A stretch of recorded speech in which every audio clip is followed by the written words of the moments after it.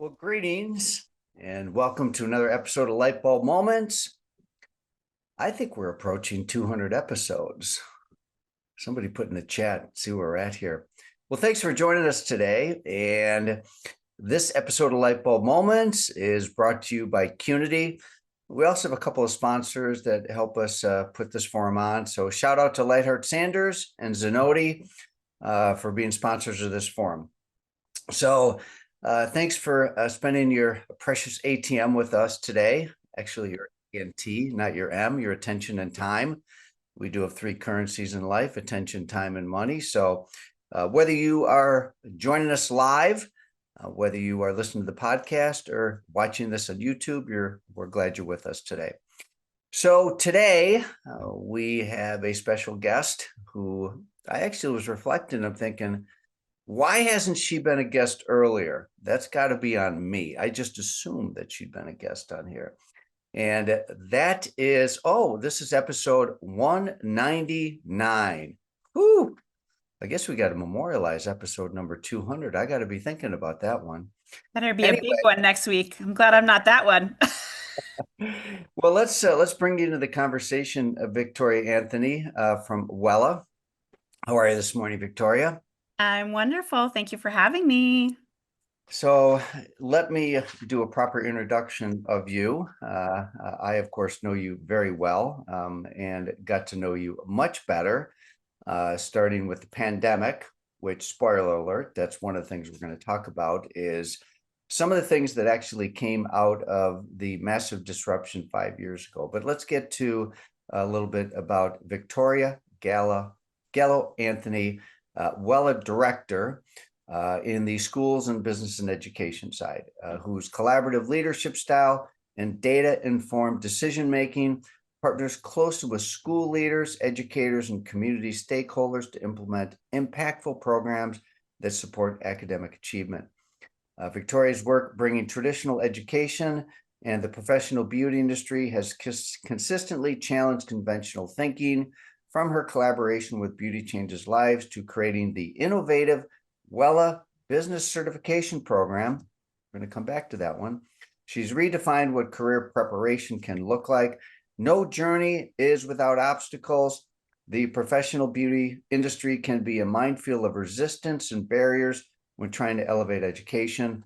So we'll talk about how persistence, strategic partnerships, data-driven advocacy, and all sorts of other stuff can help create opportunities where none existed before.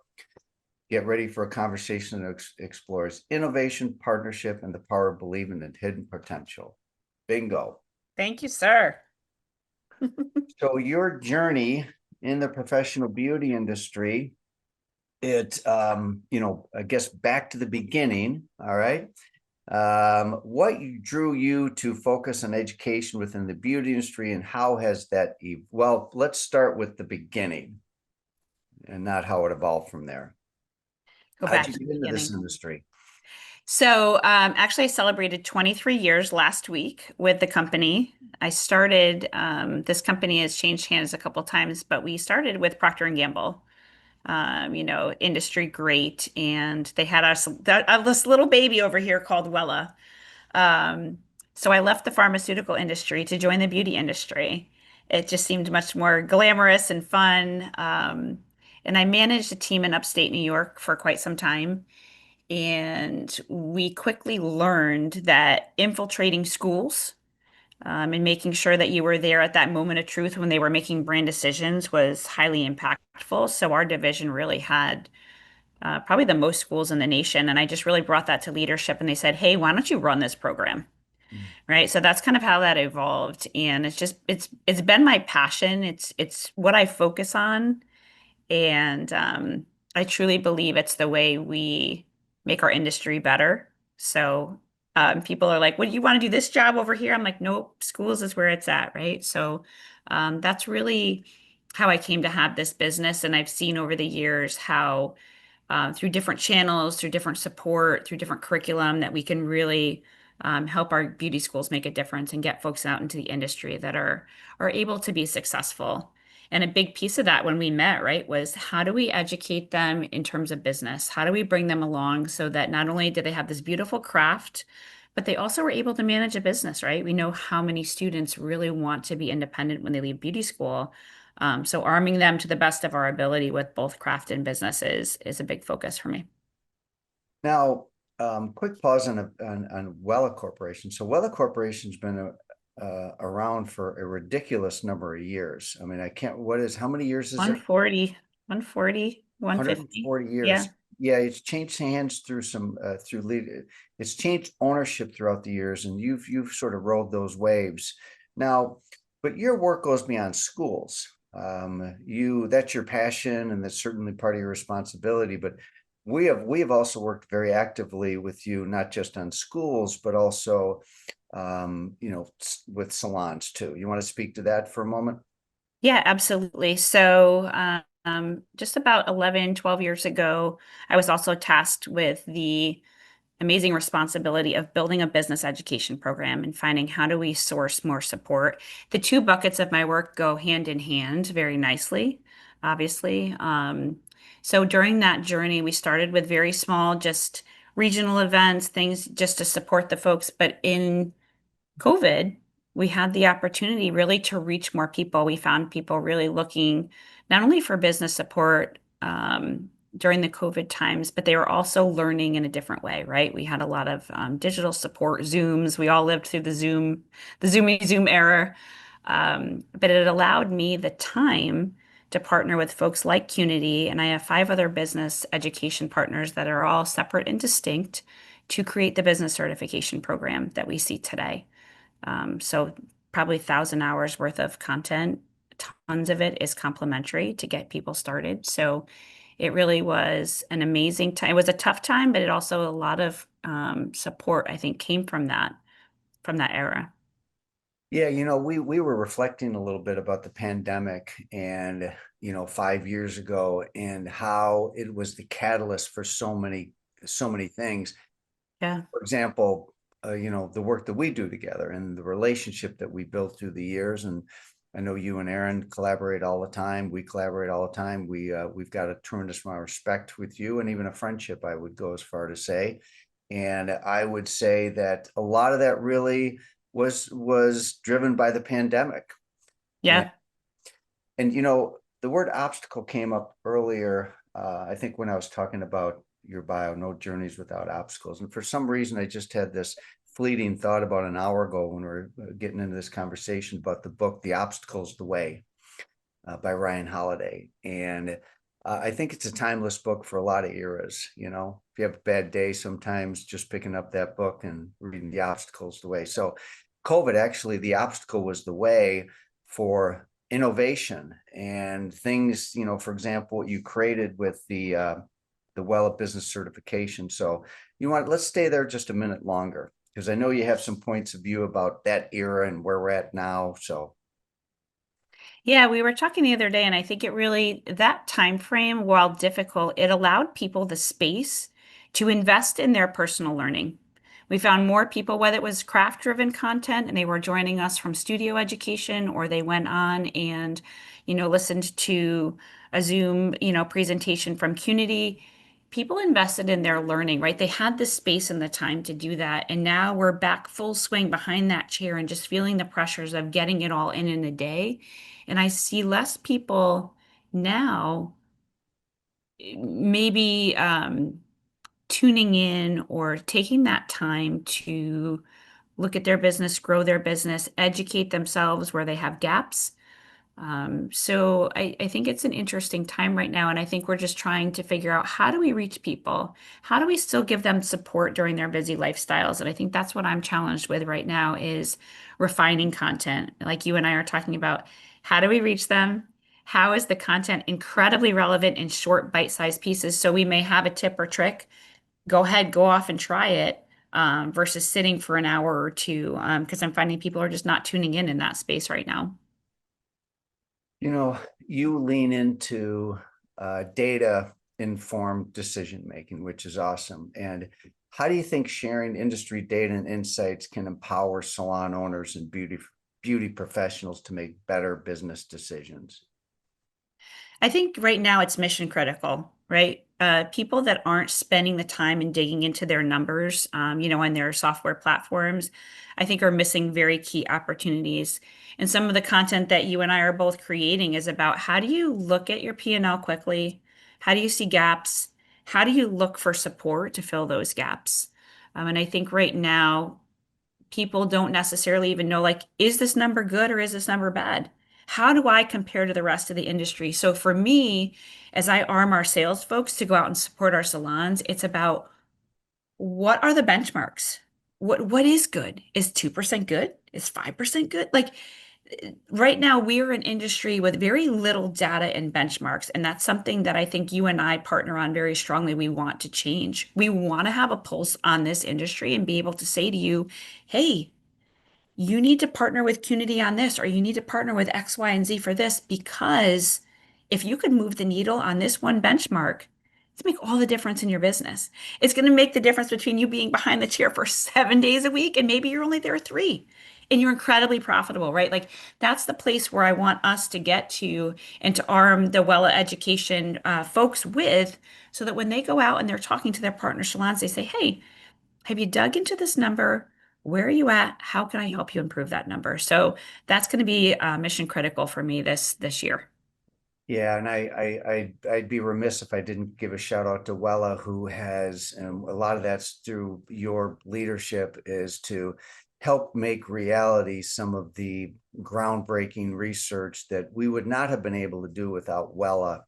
And so shout out to you because Wella has consistently been a sponsor in all 3 years of our compensation studies, P&L study, and it takes a village to produce something. So shout out and round of applause for you and Wella on that.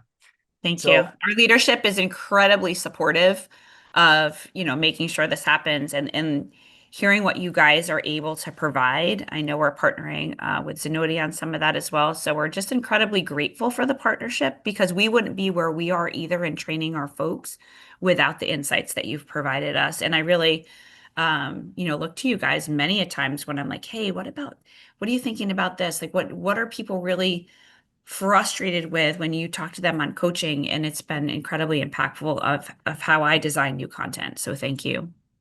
I had a thought, and we had a little bit of time for a prep call, and then this morning I'm always sort of reflecting, getting ready, for great conversations, and it just hit me earlier today that there's something in the P&L study report that just came out that I want to unpack with you. And so one of the things in the P&L study report was we had insights in there about vendor points, coming from manufacturers, sometimes distributors, but manufacturers.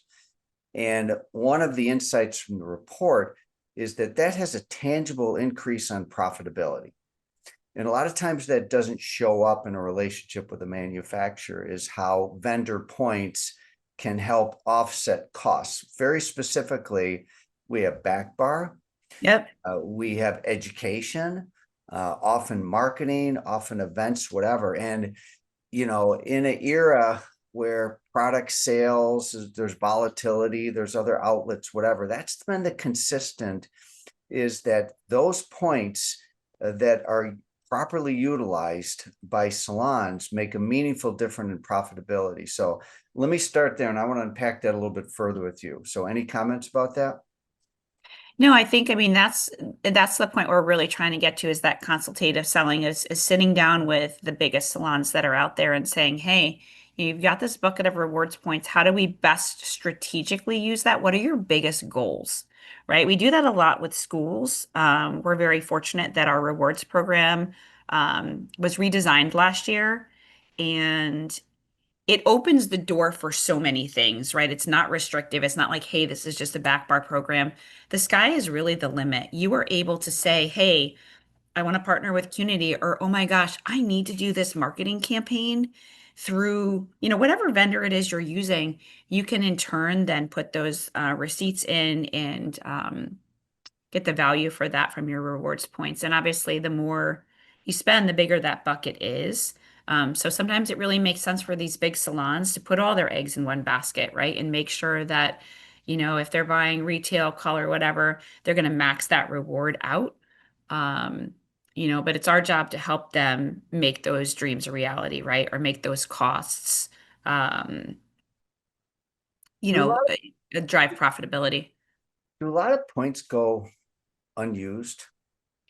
It's interesting. I think a couple of years ago, I think the stats were up in the 50% range, right? People just were not utilizing them for what they need. I think the new rewards program and that team has done a phenomenal job of constant communication, Hmm. really being in touch, offering events.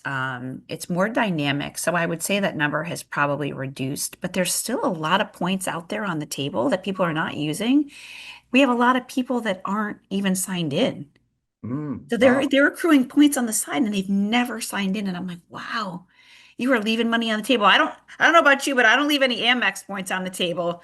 So that's the same thing, right? Like if you're buying from your vendor, whether it's Wella or somebody else, look at what rewards they're offering to you.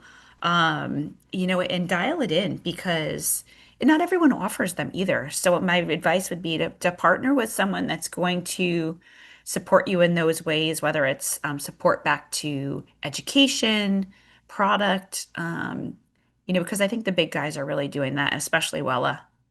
Yeah. I was listening in on one of, it's called a function forum, and we invite guests, and we had a guest who was a really good Wella customer of yours. And she had almost a whole session on that. And she's a big fan, by the way. And she evaluated all the different options. And apparently, so if you do this like side by side comparison of this brand, whatever, apparently, I haven't done my own research, but I'm sure this is the case.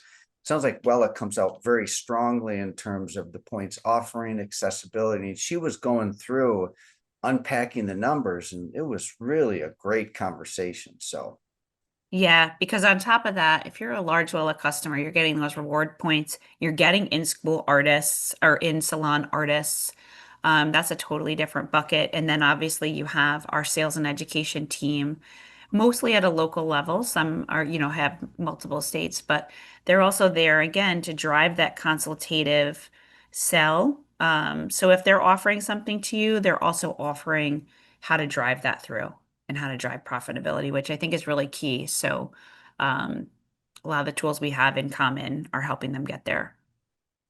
So, so with you, like what drives Victoria? What drives Victoria for pushing for change in the industry? So there's got to be something deeper that keeps you motivated, whether it's resistance, challenges. So, I think for me, really and truly is trying to make an impact, trying to implement change in an industry where I think we've gotten a bad rap, right? I mean, you see when you're involved with these schools, especially, it's very eye-opening. So for those that are tuning in that are a salon and don't connect with your local schools, please do so because the inspiration factor is incredible. And then you hear some of the stats about the fallout rates.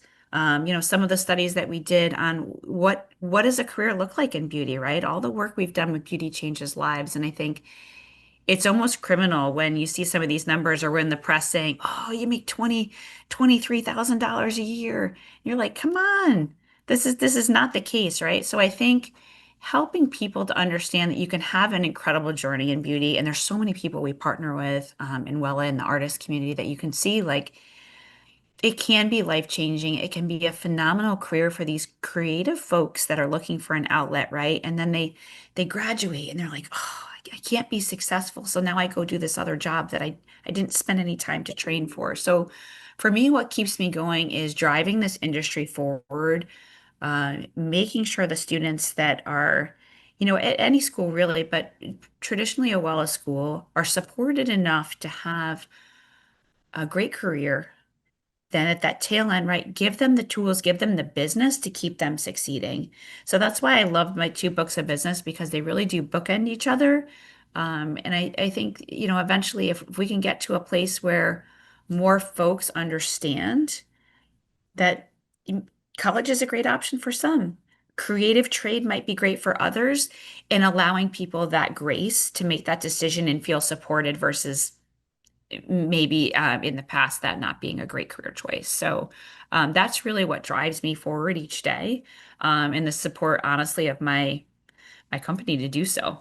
I mean, we schools, let's be honest, right? What we invest in schools is really truly an investment, right? It's not a profit driver, but it's essential when you look at the lifetime of how we can support folks to be successful out in our industry. So thanks for the question. Well, and I mean, I could probably go on a rant here, which I am cautious that I don't do that, but you do get on it does get your emotion going when you read things like the average hairstylist is making $17.09 an hour on the Bureau of Labor Statistics, and um it's due to a flaw in basic math Right. essentially. And so here's my quick rant. So Bureau of Labor Statistics, what they do is they take average income for hairstylists and divide it by 2,080 hours, assuming it's full time, and they back into an hourly rate, which is just wrong because Yeah. the data shows. And if we go back 20 years, average hours per week has not exceeded 28 hours. So it's a basic flaw to math when the average hourly rate is closer to, depends on what type of salon you work at, but on average, more like $40 an hour. Yeah. Um, so I think there's some wins. Well, there's that challenge exists, and it's something that still needs to be overcome. However, I'm bullish on the industry. Making progress though. Yeah, Your data and study have helped tremendously, I think, out there to start correcting some of the myths. you know what's happening is the trades are where it's at, and a lot of jobs will be eliminated, changed, reconfigured, and I predict a surge as far as talent in this industry when people are looking for havens to go to. That is an accessible investment to learn a trade and something that's going to be very slow to be replaced by AI. Certainly there Yeah, could be robotic, manicures and this and that. But so anyway, you can I piggyback on agree. that, but there's a little, No, yeah. so. Yeah. Robots aren't doing my hair yet. Thank you. I've seen it though. I've seen it.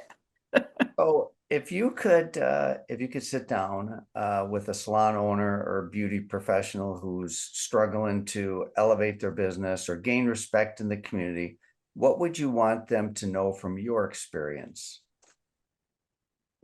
Great question. I think for me, I do connect. We have 150 sales reps, another 100 education folks within our company, and typically the top ones, the biggest ones that are struggling are the people that I do connect with, because they're at a point, they're at a juncture usually where it's move forward or turn the lights off. And I think for those folks, as I really sit down and think about how do we support folks that are struggling right now, um, it's really taking the time, right? It's what I went back to in the very beginning of our discussion is take the time to stop, analyze, look at the data, see what's going on in your business, and then find solutions, right? We have a lot of support tools available through Wella. I'm sure that other vendors out there have additional support. It is our passion, right, to really make sure that we're enabling folks to be successful. So I would say um, take the time for yourself too, right? Just take a pause. If you're behind the chair 6, 7 days a week, I think you have to really look at that and say, how do I invest in myself? Where do I have opportunities? Where do I need support? Like self-care, right? I think we went from no self-care, self-care in time. We're back to running 800 miles a minute, no self-care, no time to really reflect. And I would say reflection time gives you the space to see maybe what's going on in your business, what's going on in your life, right? Like, how do you recreate that balance? And I think there's a lot of imbalance out there right now. So that would be my biggest piece of advice for folks, especially students, right? As you go out there, really take the time to understand what is your business model? Are you profitable? Those type of things. Look at those numbers. And I think it's very enlightening for folks. You know, tis the season for this. Here It's we are. now. Yeah, here we are at the time of this recording. It's August 13th, and it's the tail end of summer, and right around the corner is back to school. And soon, in beginning of September, every single year, I bring up September being the second new year. Wall Street Journal, a lot of other publications have really termed September to be the second new year. So Yeah. this is really a great time of year to take that pause to fill your bucket, because we're off to the races in the fall, right?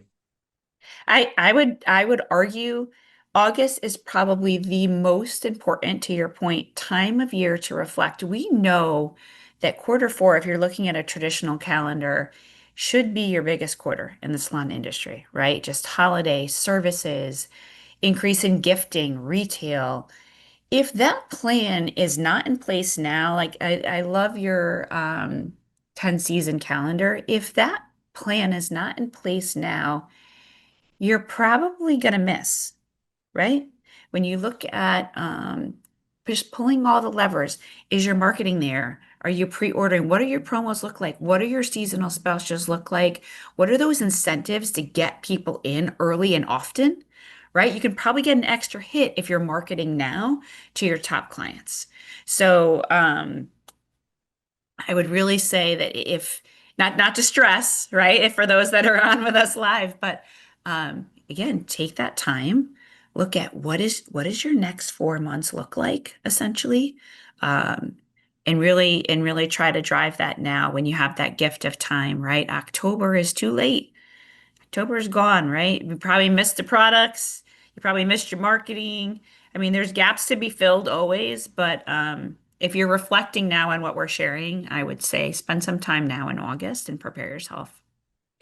Yeah, past studies that we've done on profitability broke down, evaluated top performers and found the practice of planning was a key distinction between the low and the high profit salons. Planning does pay, Yeah. and but few people really take the time just because, it's just a perpetual circle of activity.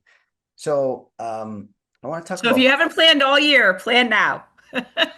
yeah, burnout. So the, in working with several individuals that are thinking about what's next for them, whether it's selling their business, bringing in a partner, you know, a common need and desire is for people to just give themselves permission to let go. you Yeah. know, in working with succession clients, I could think of 3 or 4 of them just right off the top of my head, even in the last few weeks, that just, it's like, you're working 6 days a week. You don't need to work 6 days a week. And we're also working with a couple clients that are going to transition out of their salon. And sometimes they say, the best signal you can give your team is you're going to take a mini leave of absence. You're going to take a month off. Somebody we were just talking to going to Africa. Make that a catalyst to help elevate your leadership team so Yeah. that you're able to let go more. So a lot of people don't want to sell their business, but they want their time. And a lot of it's just giving yourself permission. So Yeah. And I think setting the plans in place, right? Truly understanding your business, and enabling your leaders, like you said, to step up. And then people, maybe don't necessarily have to sell, but step away more often and have that grace. so before we wrap up here, so what's next for Victoria? What's next for Wella? Oh my gosh. Well, what's next for Wella as a whole? There are two major initiatives this year. So stay tuned. Keep an eye on us on Wella Education on Instagram. You'll see some content on TikTok as well. But we have two major pieces of innovation this year. Very excited. For those that have been with us a long time, you are going to be thrilled. We're going to revitalize one of our favorite brands. So I'll just say that is our sneak peek. Ooh, And then for me personally, my mission this year is to update the entire school curriculum, bring it to 2030, really be ahead of things, and partner with you guys, quite honestly, on integrating business into everything we do. We know that sometimes people, again, don't want to take that time and invest in business education. How do we take your beautiful money program and insert pieces? You're doing your balayage, you're learning how to foil, and you're getting business tips on how you would drive that service. How would you sell more of that service? How do you talk about upgrades during that? So, as hands are in hair, they're also getting business. And I'm hoping that that's going to be my light bulb moment of how we get stronger students at our Wella schools out and becoming more successful. So that is a huge bucket of work. I'm gonna look to AI to help me out. Really leveraging my AI tools right now. But yeah, it's gonna be a beast, but I'm looking forward to it because I think it's the right place that we need to serve for the year. all right. Before we wrap, just real quick, tell us about your family, your personal life, whatever you're comfortable sharing. I am so blessed. I have an adult daughter who is actually moving out as we speak. We're very proud of her. She's finally got her own place. And then I have an 11-year-old son who is living his best summer camp life, having a great time going into sixth grade. And for those of you that know me, we live on a lake. So we've been doing a lot of really fun lake activities, wake surfing. We got a new wake surfboard. So we're having a great time because we get like 4 months of nice warm weather and then it's over for us in New England. So that's been our summer. So thank you so much for having me. This has been a lot of fun. Well, let's everybody give Victoria a virtual round of applause. Give her a little bit of a shout out in the chat if you can, if you're joining us live. And I can't believe that this is your first $1 million light bulb. I know, I know. I'm so excited. Thank you. I'm so honored to participate, and I just love the community family and what you guys do and our partnership. So I'm incredibly blessed. So thank you. Right back at you, Victoria, with you and Wella. So thanks for joining us. And for the rest of you, thanks for joining us, whether it's live or podcast or YouTube. And also thanks to our sponsors again, which is Lightheart, Sanders, and Zenoti. We'll see you in an upcoming episode. And Victoria, once again, thanks for being such a great guest.